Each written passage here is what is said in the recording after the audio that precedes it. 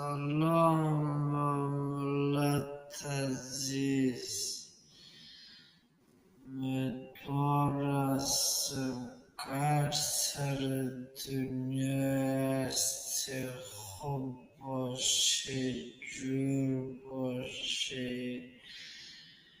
امروز من 12 بجه خوابیدم، خیستم سر صدا زدالیز.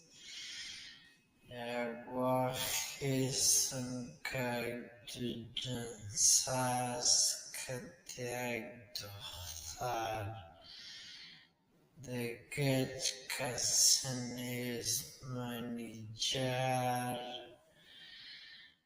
یا کلشان گریخته بودند دفترشان، هر که طرف میگریخت نمیفهم که چی گپ بود چی گپ نبود. سر صدا بود نرفت پشت رودی منیجر تق تق زدم.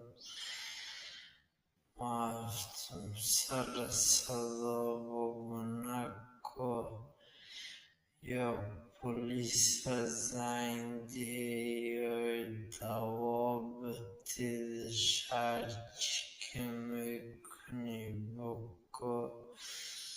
یک وقت ششتگی بودم آمد تلفن مرا چور کرد، تلفن مرا چور کرد. ما آمدم گفتم بده تلفن مرا نداد. ما رفتم تلفن ما جیبش گرفتم با زور که مشت زد تینیجم. دیگه مرا میبینی که پندیده. دیگه مفتم به شما یک ویدیو بانم که باشه یادگار باشه، که بیادری سیکو.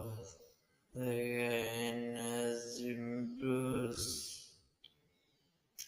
تولد جنسه بودیم. دیگه